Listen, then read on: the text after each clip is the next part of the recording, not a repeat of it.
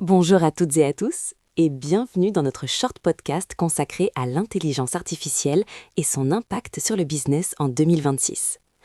Aujourd'hui, on aborde un sujet sensible, un sujet qui intrigue, qui inquiète parfois. L'IA est-elle dangereuse ? Pour en parler, j'ai le plaisir d'accueillir notre invité, expert en transformation digitale et intelligence artificielle. Bonjour, merci d'être avec nous. Bonjour, merci pour l'invitation. C'est une excellente question, et surtout une question légitime. Je vais être très directe. Quand on parle d'IA aujourd'hui, on entend perte d'emploi, manipulation, surveillance, désinformation. Est-ce qu'on doit avoir peur ? La peur vient souvent de l'inconnu. Chaque grande révolution technologique a provoqué de l'angoisse.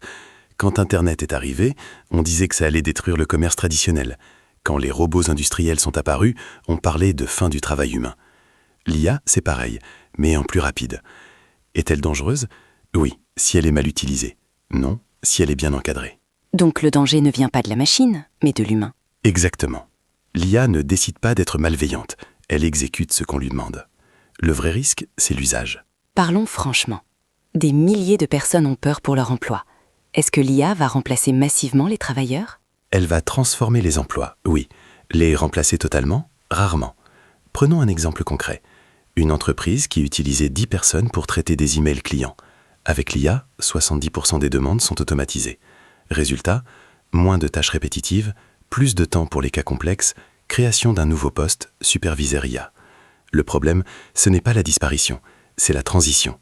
Et cette transition peut faire mal si elle n'est pas anticipée.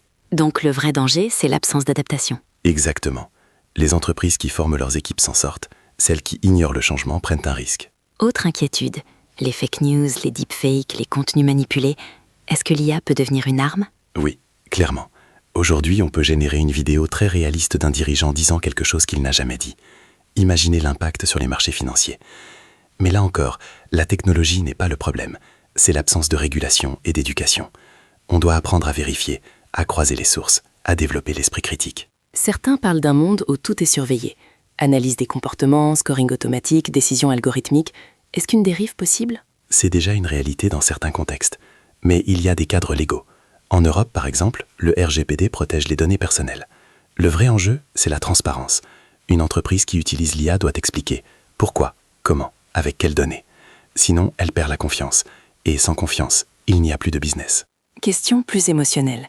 Est-ce que l'IA risque de déshumaniser les relations ? Moins de contact humain, plus d'automatisation. C'est un risque si on l'utilise mal. Mais on peut aussi voir l'inverse. Un médecin qui utilise l'IA pour analyser des images médicales plus vite, ça lui permet de passer plus de temps avec son patient. Un entrepreneur qui automatise sa comptabilité, ça lui permet de se concentrer sur sa vision. L'IA peut libérer du temps humain. Et ça, c'est puissant. Si vous deviez résumer en une phrase, où est le vrai danger ? Le vrai danger, c'est une IA sans éthique, sans règles, sans responsabilité, sans contrôle humain. Une IA bien gouvernée est un levier extraordinaire. Une IA laissée sans cadre peut créer des inégalités et des abus. En 2026, est-ce que l'IA sera plus dangereuse ou plus maîtrisée ? Plus présente, c'est certain. Plus dangereuse ? Pas nécessairement. Les gouvernements travaillent sur des cadres réglementaires. Les entreprises investissent dans l'IA responsable. Les citoyens deviennent plus conscients. Je pense que nous allons vers une IA plus encadrée, mais aussi plus intégrée. Elle sera partout, invisible, comme Internet aujourd'hui. Un dernier message pour nos auditeurs qui hésitent entre fascination et peur ? Ne subissez pas l'IA, comprenez-la, formez-vous, testez-la, posez des questions. La peur diminue quand la connaissance augmente. L'IA n'est pas un monstre, c'est un outil puissant. Et comme tout outil puissant, tout dépend de la main qui le tient. Merci pour cet échange passionnant et rassurant à la fois.